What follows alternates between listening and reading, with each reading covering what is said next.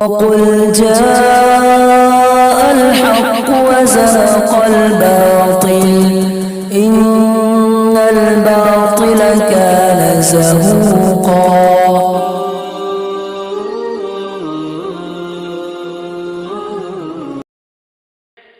سب سے پہلا قدم جو بتلایا اصلاح کا وہ یا ایھا الذین آمنوا اتقوا اللہ، اے اللہ اے ایمان والو تقوی اختیار کرو، فکر پیدا کرو۔ کہے کہ فکر کہ میں جو عمل کر رہا ہوں وہ ٹھیک ہے کہ نہیں ہے، اور اللہ کو راضی کرنے والا ہے یا ناراض کرنے والا ہے، اس کی فکر پیدا کرو۔ میں اپنے موت کی تیاری کرو، مرنے کے بعد اللہ کے سامنے پیش ہونے کی تیاری کرو، فکر پیدا کرو۔ اس فکر پیدا کرنے کے لیے فرمائے وابتغوا الیہ الوسیلہ۔ اب اصلاح پہلا کام تو یہ تھا کہ فکر پیدا ہوئی، فکر پیدا ہونے کے بعد اب جو پہلا قدم ہے فکر پیدا ہونے کے بعد جب اصلاح کی طرف بڑھے گا آدمی تو سب سے پہلا کام یہ ہے کہ وہ اللہ تک پہنچنے کا وسیلہ تلاش کرے، اللہ تعالیٰ تک پہنچنے کا وسیلہ تلاش کرے۔ یعنی وسیلے کی تفصیل جیسے میں بار بار عرض کیا ہے، عمل صالح، نیک عمل کرے گا تو جتنا نیک عمل کرے گا اتنا ہی اللہ تعالیٰ سے قریب ہوگا، اللہ تعالیٰ سے قریب ہوگا تو اللہ تعالیٰ کا دھیان اس کے دل میں موجود رہے گا ہر وقت۔ اس وقت جو مصیبت آئی ہوئی ہے اصلاح سے پہلے وہ یہ کہ اللہ تعالیٰ کا دھیان موجود نہیں ہے۔ یہ جو حدیث میں فرمایا نبی کریم صلی اللہ علیہ وسلم نے کہ لا یزنی الزانی حین یزنی وہو مؤمن، کہ جب زنا کرنے والا زنا کرتا ہے اس وقت وہ مومن نہیں ہوتا، مسلمان نہیں ہوتا۔ ولا یسرق السارق حین یسرق وہو مؤمن، چوری کرنے والا جب چوری کرتا ہے اس وقت وہ ایمان نہیں ہوتا اس کے اندر۔ تو اس کا مطلب یہ ہے کہ دھیان مفقود ہو گیا ہے۔ اگر اللہ تعالیٰ کا دھیان ہوتا، اللہ تبارک و تعالیٰ کی حاضر و ناظر ہونے کا دھیان ہوتا کہ وہ ہر چیز دیکھ رہا ہے تو وہ یہ گناہ کا ارتکاب نہ کرتا۔ تو اس واسطے سب سے پہلا کام تو یہ ہے کہ اصلاح کی فکر پیدا کرو، فکر پیدا کرنے کے بعد اللہ تعالیٰ کا دھیان پیدا کرو، اس کے قریب پہنچنے کا راستہ تلاش کرو۔ اور میں نے پچھلی مرتبہ عرض کیا تھا کہ اللہ تعالیٰ تک پہنچنے کے راستے وہ بے شمار ہیں۔ طرق الوصول الی اللہ تعالی بعدد انفاس الخلائق کہا گیا ہے۔ اللہ تعالیٰ تک پہنچنے کے راستے اتنے ہیں جتنے انسانوں کے سانس، تمام مخلوقات کے سانس، کیونکہ ہر آدمی کا طریقہ مختلف ہے پہنچنے کا۔ دیکھو ایک حدیث میں جو رسول کریم صلی اللہ علیہ وسلم نے سے مروی ہے کہ ایک عربی دیہاتی آدمی آیا حضور اقدس صلی اللہ علیہ وسلم کے پاس، ان سے پوچھا کہ یا رسول اللہ کہ جنت میں داخل ہونے کا کیا راستہ ہے؟ اب دیہاتی آدمی ان پڑھ اور سیدھا سادہ، تو حضور نے فرمایا کہ دیکھو اللہ تعالیٰ کی توحید کے اوپر ایمان رکھو اور یہ کرو، نمازیں پڑھو 5 وقت کی نمازیں۔ کہا مجھ پر اور بھی کچھ واجب ہے 5 نمازوں کے علاوہ؟ حضور نے فرمایا واجب نہیں ہے، خود پڑھنا چاہو تو ثواب ہے، الا ان تطوع، کہ اچھا اور کہ جی رمضان کے روزے رکھ لینا، اور بھی روزے ہیں میرے اوپر رمضان کے علاوہ؟ کہا کہ نہیں ہے۔ کہ اچھا اور کہ اگر استطاعت ہو جائے تمہیں تو حج کر لینا، اور جو بنیادی ارکان ہیں وہ بتا دیے۔ بس اس نے کہا بس ہو گیا، سن لیا میں نے، سمجھ میں آ گیا۔ تو لا ازید علی ھذا ولا انقص، جو آپ نے بتا دیا نہ اس میں کمی کروں گا نہ زیادتی کروں گا، ساری زندگی یہ کروں گا۔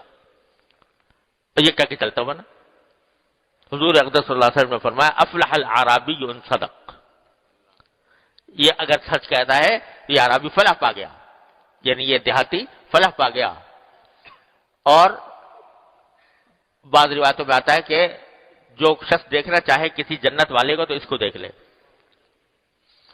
تو اب وہ آدمی جو تھا سیدھا سادہ بھولا بالا، اس نے ایک بات سنی کہ اللہ تعالیٰ کو راضی کرنے کا یہ راستہ ہے، بس مجھے اور کچھ نہیں چاہیے، میں اللہ کو راضی کرنے کے لیے کام کروں گا۔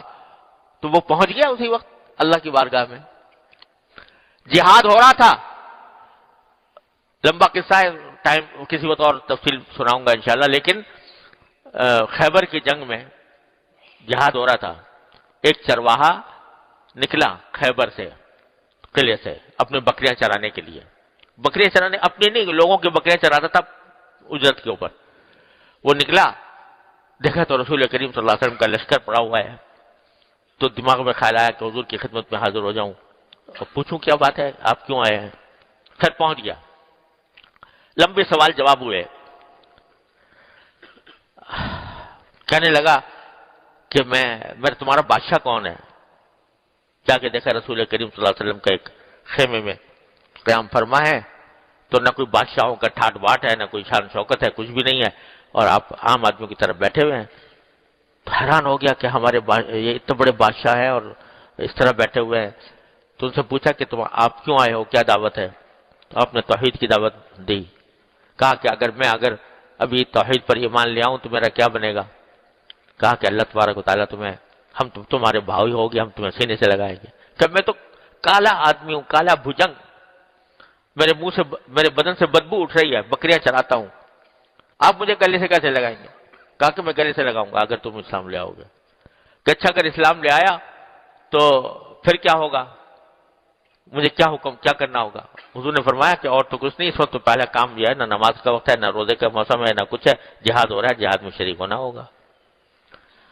تو کہا کہ اچھا اگر جہاد میں شریک ہوں گا تو اس میں تو دونوں باتیں ہوتی ہیں، کبھی فتح ہو جاتی ہے، کبھی شکست ہو جاتی ہے، تو مر بھی سکتا ہوں، مر گیا تو کیا ہوگا اسی میں. تو حضور نے فرمایا کہ رسول صلی اللہ علیہ وسلم آپ نے ارشاد فرمایا کہ اگر تم اس میں مر گئے تو میں گواہی دیتا ہوں سیدھے جنت میں جاؤ گے. کہا کہ میں تو کالا آدمی ہوں، میرے منہ سے بدبو اٹھ رہی ہیں.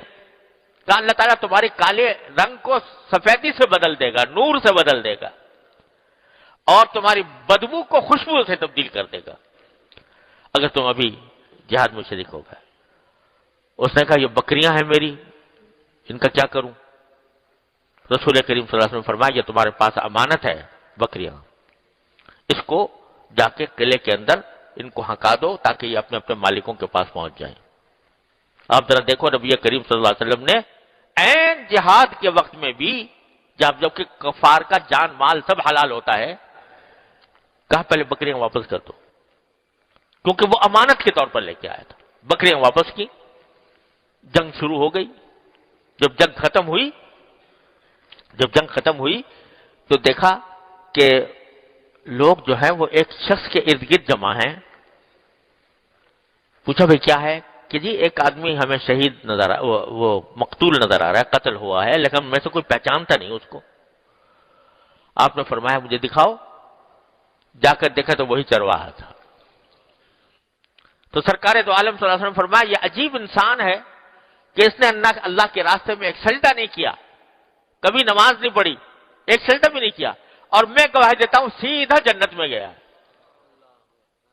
اللہ تعالیٰ نے اس کی سیاہی کو نور سے بدل دیا، اللہ تعالیٰ نے اس کی بدبو کو خوشبو سے بدل دیا. میں آنکھوں سے دیکھ رہا ہوں کہ اس کو اللہ تعالیٰ نے پہنچا دیا. تو اب دیکھو اللہ تک پہنچنے کا راستہ کتنا مختصر اس کے لیے. ایک کام کیا، جہاد میں شریک ہوا، جان دے دی، ختم، سیدھا اللہ کے پاس پہنچ گیا.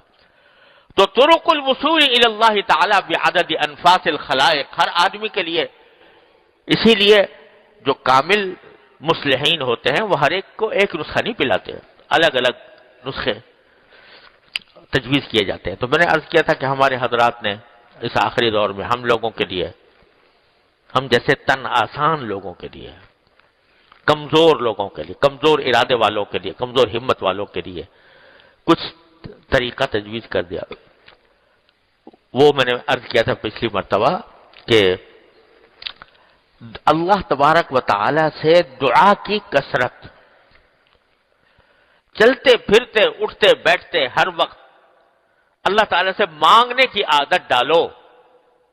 یا اللہ میرا یہ کام کر دیجیے، یا اللہ میرا یہ کام کر دیجیے، یا اللہ مجھے گرمی لگ رہی ہے ٹھنڈک کر دیجیے، اللہ سردی لگ رہی ہے اس سے بچاؤ کا انتظام کر دیجیے، یا اللہ بھوک لگ رہی ہے اچھا کھانا کھلا دیجیے، یا اللہ میں سونے جا رہا ہوں مجھے نیند اچھی آ جائے، یا اللہ میں جب صبح کو سویرے اٹھ جاؤں، یا اللہ میں کام کرنے جا رہا ہوں اس کام میں میرا دل لگ جائے، یا اللہ وہ کام اچھے طریقے سے ہو جائے، یا اللہ پڑھنے جا رہا ہوں مجھے پڑھائی کے لیے میرا سینہ کھول دیجئے، پڑھانے جا رہا ہوں پڑھائی کے لیے سینہ کھول دیجئے.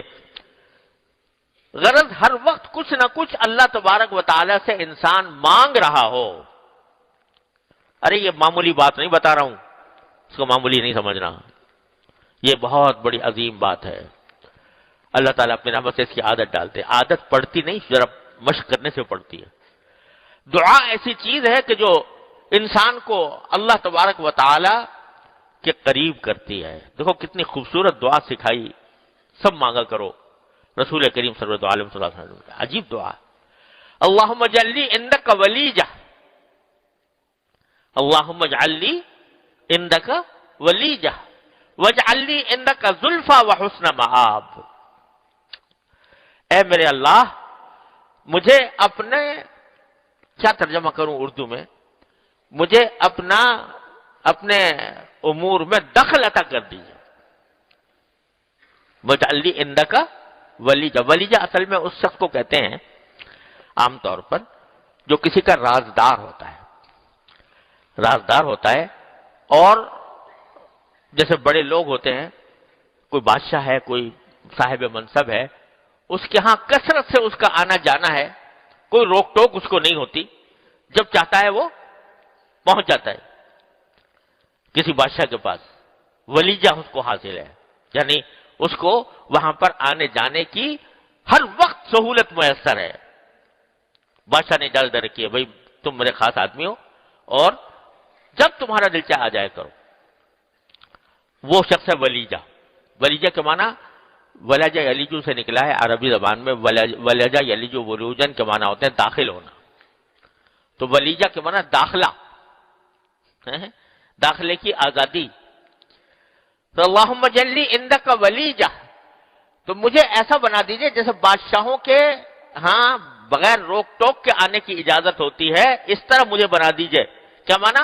کہ میں ہر وقت آپ کے بارگاہ میں حاضری دیتا رہوں. ایک حاضری تو وہ ہوتی ہے نا فرض نمازوں کی، جو 5 نمازیں میں مسجد کے اندر حاضر ہے، اللہ تبارک و تعالیٰ کے بارگاہ میں حاضر ہے. ایک ہر وقت کی حاضری، صبح شام کی حاضری، کہ کچھ نہ کچھ درخواست لیے کھڑا ہوں میں آپ کی بارگاہ میں. یا اللہ میرا یہ کام کر دیجیے، یا اللہ میرا یہ کام کر دیجیے، یا اللہ میرا یہ کام کر دیجیے. دینی و اصلاحی بیانات کو سننے کے لیے ہمارے چینل القراءت آفیشل کو سبسکرائب، لائک، کمنٹ اور شیئر کیجیے تاکہ آنے والے نئی ویڈیوز کا سب سے پہلے آپ کے پاس نوٹیفیکیشن پہنچ سکے. خدا حافظ.